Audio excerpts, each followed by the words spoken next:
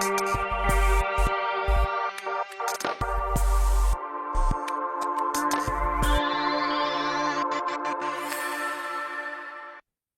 going to turn our pulpit over to our guest speaker. Our guest in the pulpit today, Imam Imam Sykes, is a frequent speaker at our church. He received his Master of Religious Service from the Graduate School of Islamic and Social Sciences in Virginia. Imam Sykes is the president of the Islamic Society Leading American Muslims, ISLAM Peace Center. He also served on the leadership team of the Interfaith and Community Resource Network of Volusia County. Imam Sykes speaks at colleges, public schools, churches, synagogues, mosques, civic organizations, and corporate America, addressing misconceptions about Islam.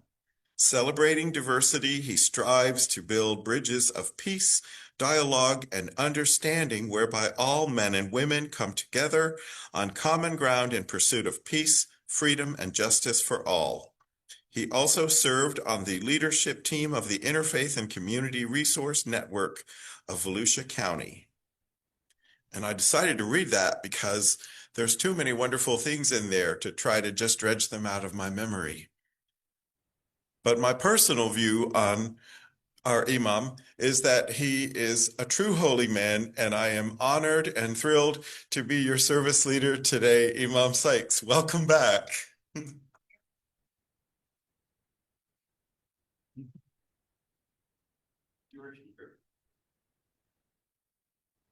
Surprise, I'm dealing with allergies, so I have my ginger tea, excuse me. What an honor to be here. Rarely do you go to a congregation that makes slide presentations specific to your presentation. So beautifully interwoven, the music and everything, and it's always been that way. As I always say, if I wasn't a Muslim, I'd be a Unitarian Universalist. So, as we begin this meaningful discussion today, I intend to avoid being confrontational or divisive. This presentation is grounded in historical facts and offers views from a place of love, justice, and a desire for coexistence. The topic we are exploring is complex and deeply emotional. You will have all kinds of emotions today. Surprise. Still, I hope we can approach it with open hearts and minds, reflecting on shared principles of humanity, justice, and collective responsibility.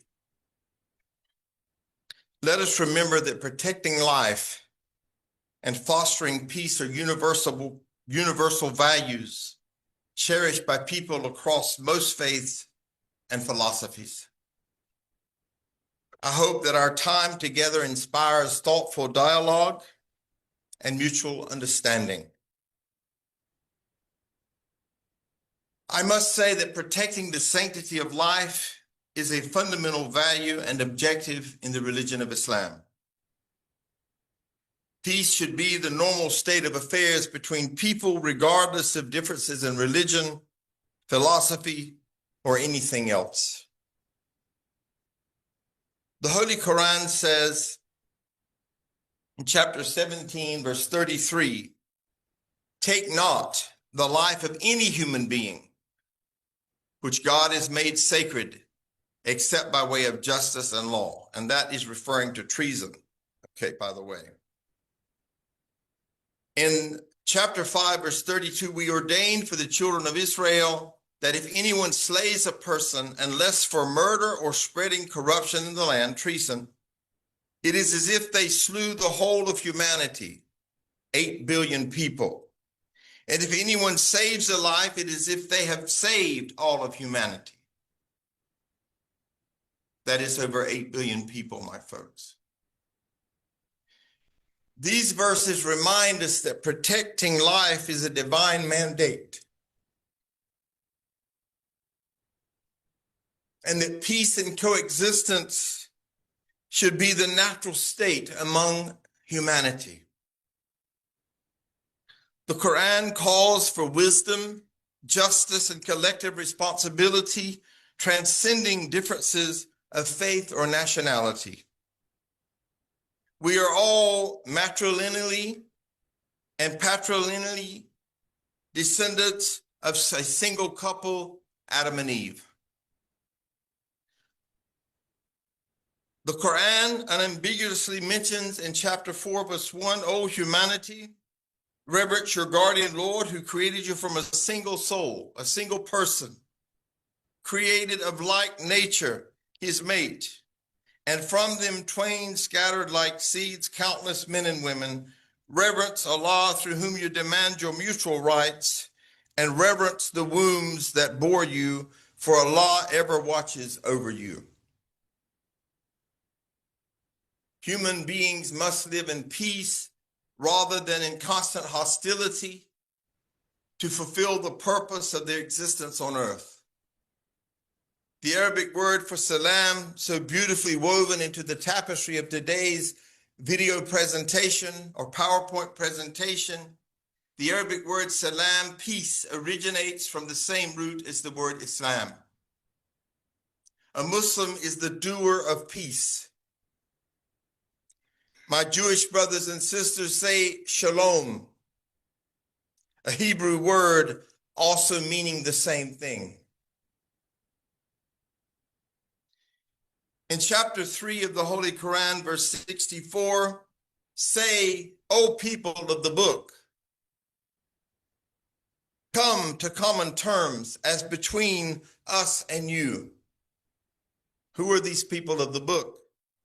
And that's answered in the next verse in chapter 2, verse 62.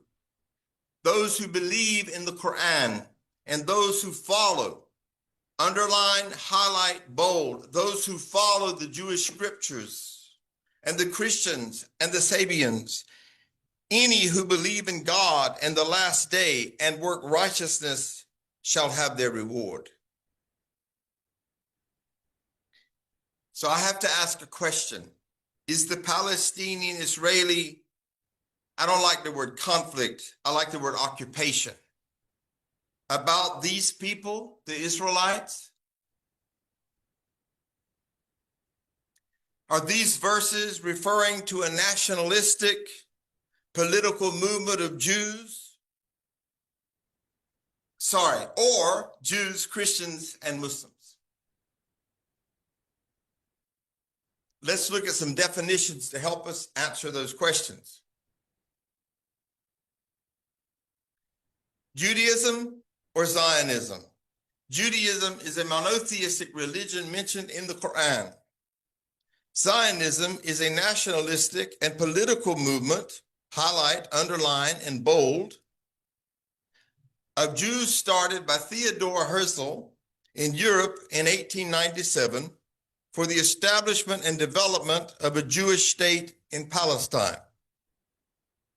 In my blurb, I said I would highlight voices advocating for justice and coexistence. The Palestinian Anglican priest, Reverend Dr. Naim Atik's book, A Palestinian Theory of Liberation, says, from a Palestinian perspective, the creation of the state of Israel has been a settler colony enterprise by Zionism. Dr. Atik has consistently emphasized the prolonged history of Palestinian suffering and dispossession. In a letter dated January the 6th, 2024, he addressed President Joe Biden, stating the following: the appalling atrocities we are witnessing will never bring an end to this 75-year-plus conflict. Instead, they will inevitably lead to an increase in violence and loss of innocent lives. What happened on October the 7th did not start October the 7th. It occurred after 75 years of oppression, controlling a nation, taking land from its people, and injuring and killing the Palestinian Christians and Muslims. Another voice advocating for justice and coexistence is the beloved Rabbi Elhanan Beck. I recommend you watch his 1 hour, 42-minute YouTube video, Rabbi Elhanan Beck, Israel, the most dangerous place for Jews. As of 1 year ago, this video had 475,000 views. Rabbi Weiss has a video out there on YouTube called "The Existence of Zionist Israel is Antithetical to Judaism." Has had 801,000 viewers in the last year, just to give credibility to what I'm quoting today.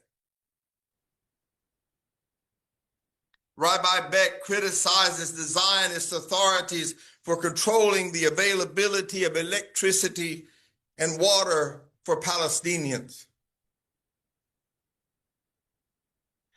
He questions the ability of Palestinians to rule themselves under such conditions, argues that oppression breeds oppression, expresses concern about the media portraying Palestinians and Muslims as terrorists and the dangers of silencing people. He discusses the historical context of Western support for Israel, possibly stemming from guilt over not helping Jewish people during the Holocaust. He said these things, folks.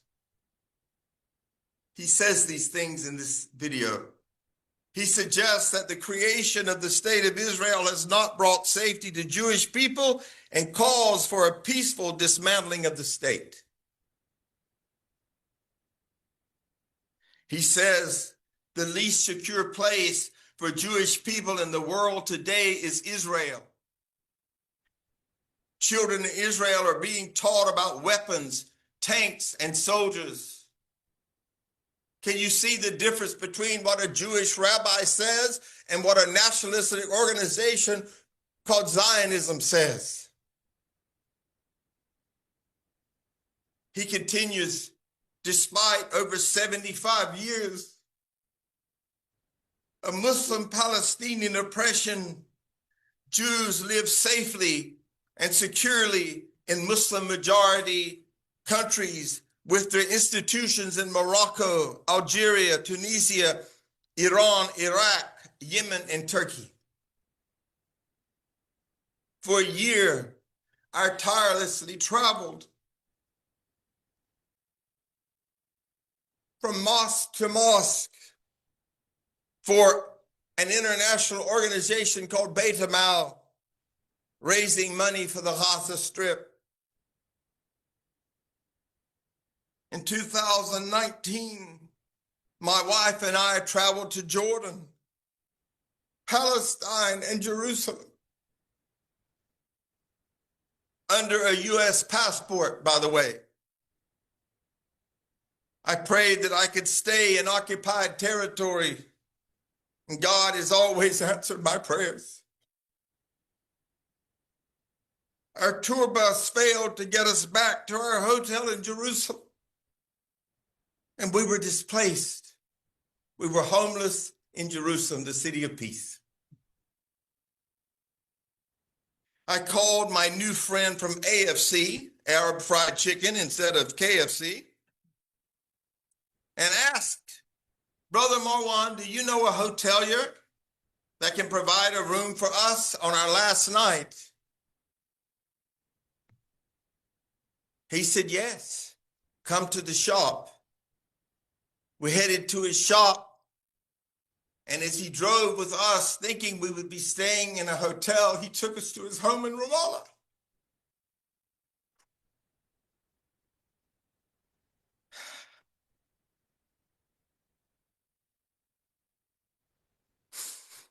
The following morning,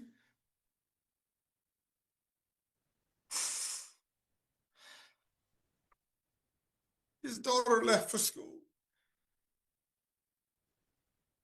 and was home in less than an hour. You see, Israel remains and retains overarching authority and control over border checkpoints and movements in and out of any other city, and in this case, Ramallah.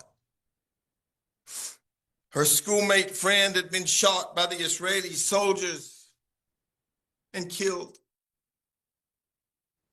She videoed it. When we went through the checkpoint that morning, the soldier that shot her inspected our car. The body was still laying there.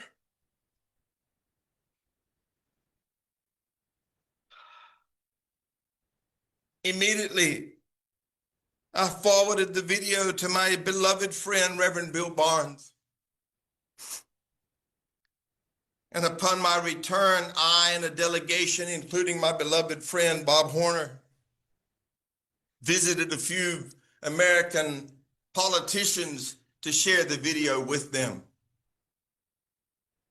I think there were 8 of us, right?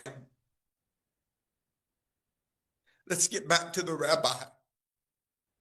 He said, Jews live beautifully and peacefully all over the world.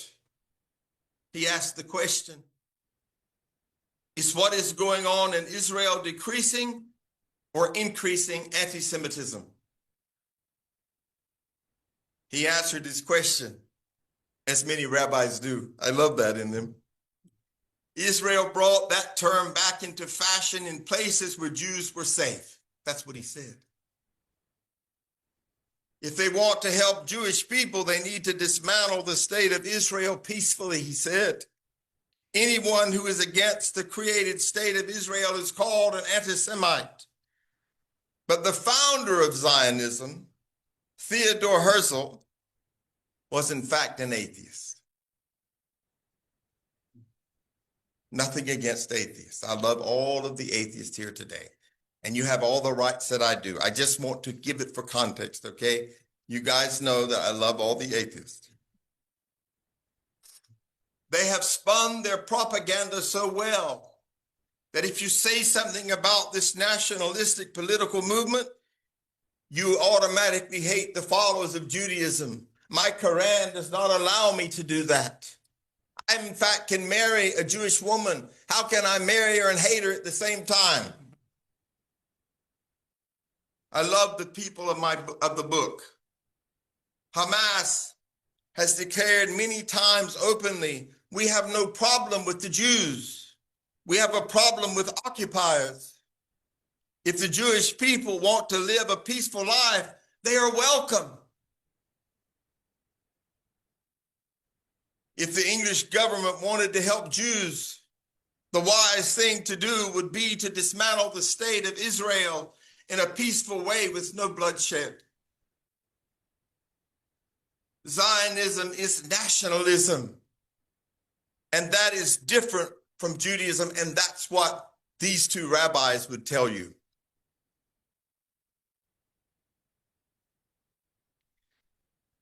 Rabbi Beck highlights that Judaism is a religion, not a nationality or a race, and explains the concept of being a Jew within the religion. He says, in Judaism, you cannot go away from it. You are still obligated to keep the religion which you are born a Jew. He contrasts Zionism's atheistic foundation with Judaism's trust in one God. Theodore Herzl, the father of Zionism, who died in 1860, was an atheist.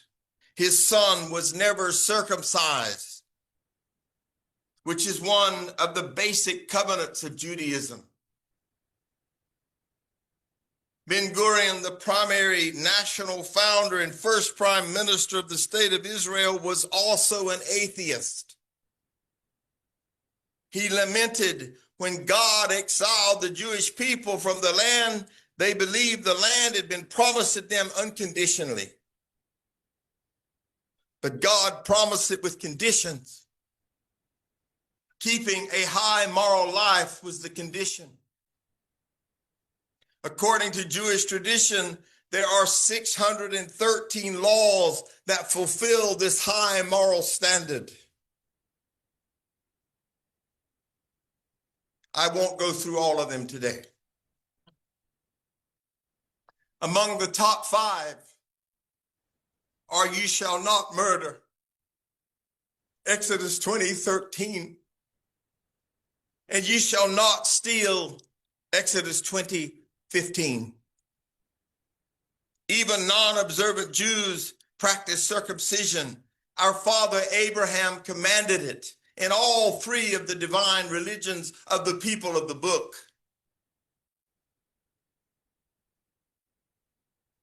Rabbi Beck points out the opposition of many Orthodox Jews to Zionism, even within Israel itself, and their refusal to participate in certain aspects of the Israeli state. There are Israelis that know this is wrong, and they won't even take social services from the Zionist government.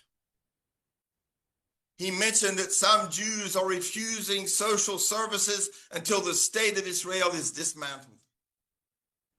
Rabbi Beck discusses the historical presence of Jewish communities in Muslim countries and the hospitality of Muslim populations. Everybody knows that the Jewish population was tiny 100 to 120 years ago in the Holy Land. And it was a wonderful life together, he said, with the Muslim people, because those Jews had no aspiration to take over their land. He says the Muslim people were so kind and hospitable. Unreservedly and uncontestably, the Islamic civilization throughout history has always treated Jews better than the Christians. He said this, not me. When the Jews were driven out of Spain, he said they came to the Ottoman Empire and the Jews were brought back to the Holy Land by Salahuddin Ayyubi because the Crusaders had expelled them. There is a history and tradition of flourishing Jewish communities while coexisting with Muslims. In fact, the golden ages were under the hospitality of the Muslims. This is why when you go to Morocco or Turkey, there are still Jewish quarters with Jews living there peacefully with all the rights of the Muslims.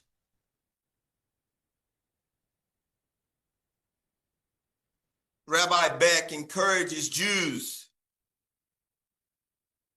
to make sure that they consciously point out the differences between Judaism and Zionism.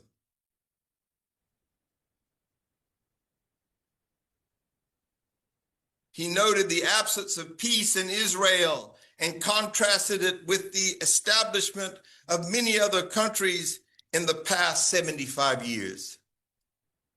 Rabbi Beck calls for a peaceful resolution, emphasizing that it was not a religious conflict, but a matter of occupation. Thus, that's why I don't like to call it conflict. It's stealing land and killing people. He encourages Jews to distinguish themselves from Zionism openly and to engage in dialogue with Muslims to dispel misunderstandings and promote peace. And now I want to move into history. The Israeli ambassador to the UN said on December the 12th, speaking to the international community and their leaders, that everything started on October the 7th. This conflict started before October the 7th. We know from history that this occupation started much earlier. Without history, October the 7th would not have occurred.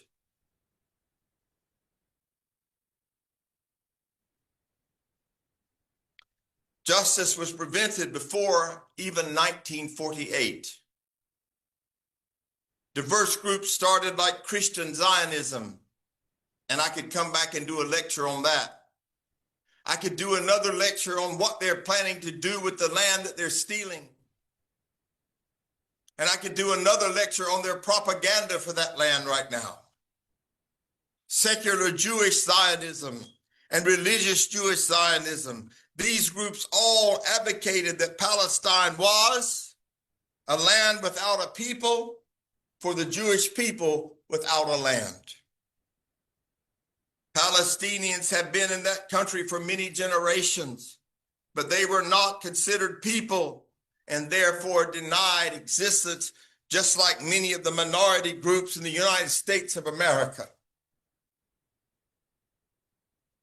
In the late 19th century, the political Zionist movement emerged, advocating for a Jewish homeland in Palestine. Early leaders like Theodore Herzl envisioned relocating Palestinians to neighboring countries to create space for Jewish settlers.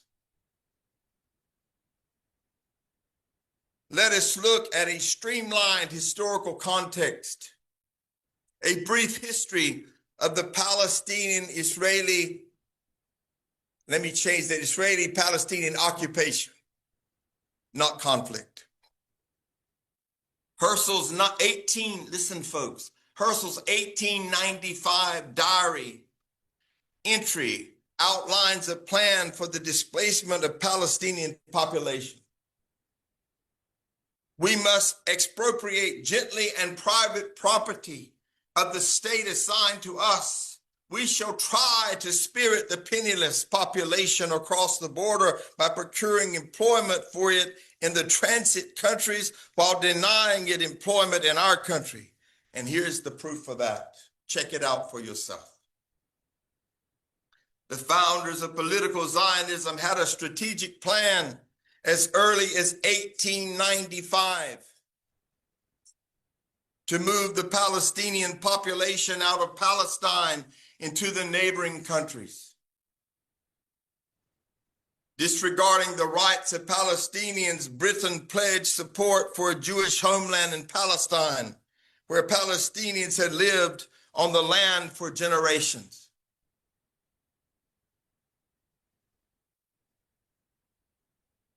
The British Mandate, the Balfour Declaration of 1917, facilitated land transfers to Jewish settlers, intensifying tensions. The establishment of Israel led to the expulsion of over 700,000 Palestinians from their homes and the destruction of hundreds of villages. Then came the atheist Jewish leader Ben-Gurion with his expansionist agenda. He said, after we become a strong force as the result of the creation of the state, we shall abolish partition and expand to the whole of Palestine.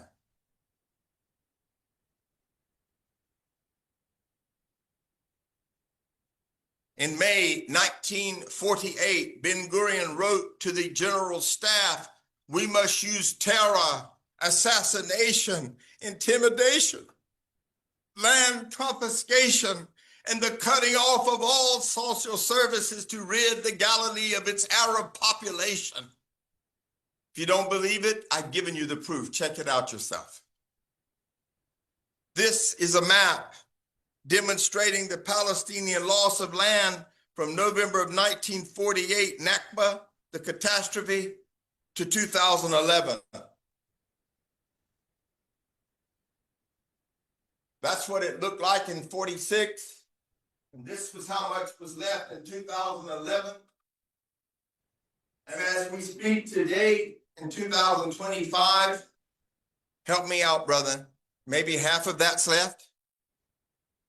I can't find a picture of what's left.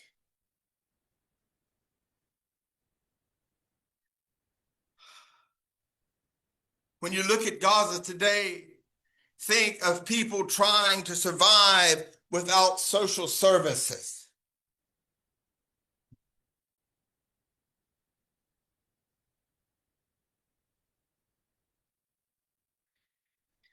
UN Resolution 194, adopted on December the 11th, 1948, decided early on that refugees wishing to return to their homes and live at peace with their neighbors should be permitted to do so at the earliest practical date. And those wishing not to return should be compensated for their property. To this day, not one Palestinian has been compensated for their property, and they were not allowed to return to their homes. It is a slap in the face to refer to this kind of activity to the Jewish religion. No thanks to the United States and the resolution after the revolution, the return of Palestinian refugees to their homes has been blocked, in fact.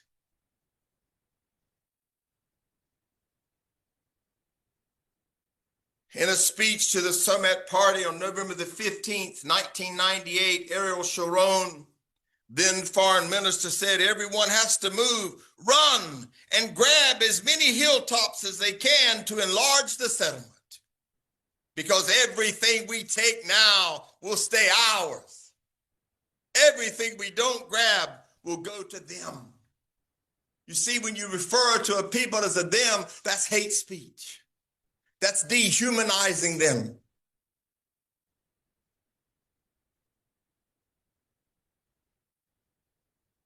This ignited the uprising, in fact.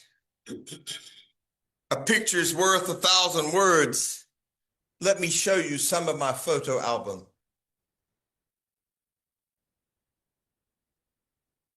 Uprising, rock throwing at tanks for Palestinians is a punishment for up to 20 years in prison. In fact, the Israeli soldiers will come and they will take a 13-year-old child, an 8-year-old child, a 9-year-old child, and take them to prison for throwing a rock at that. How is that justice? Where is the equality? And those children will never see their parents again, and they will be tortured. We have evidence of this, folks. Dismembered.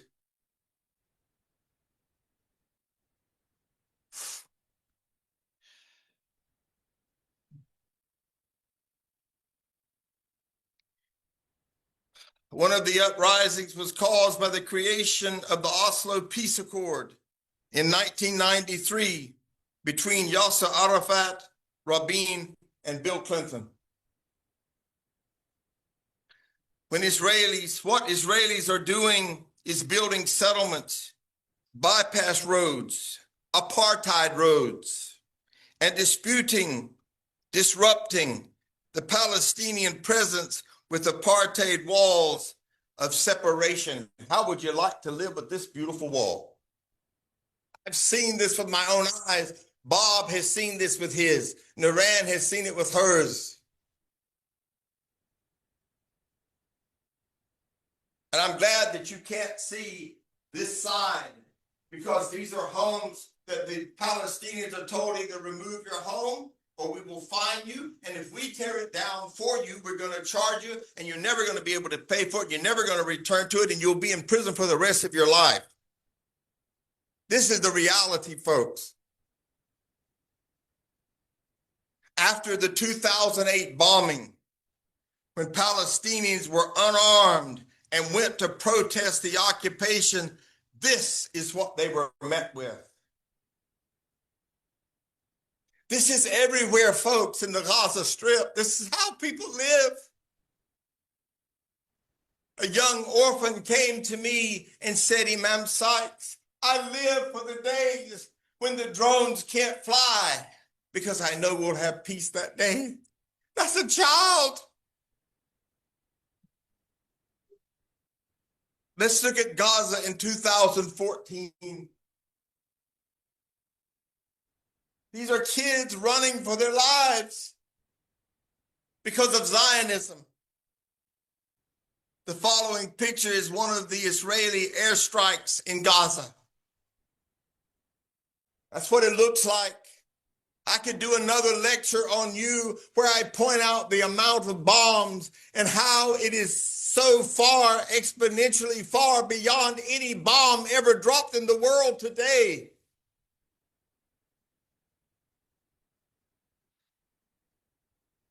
More than 20,000 died and tens of thousands were injured here.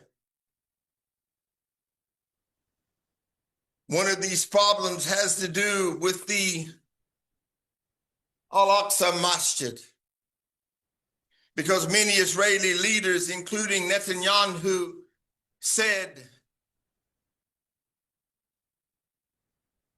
construction of the third temple will not be an obstacle to peace with Palestinians.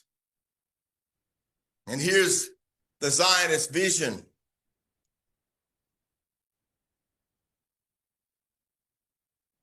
The Gaza Strip has been besieged for the last 16 years, at least. 16 years under siege. The Gaza Strip has 5 major cities, all of which have been attacked by Israeli land, air, and sea forces over the years. On Saturday, October the 7th, Israel bombarded the Strip with 180 missiles, an attack which resulted in many fatalities, with a population of 1.7 million residents and the continuous exchange of airstrikes. How much of the Strip still remains?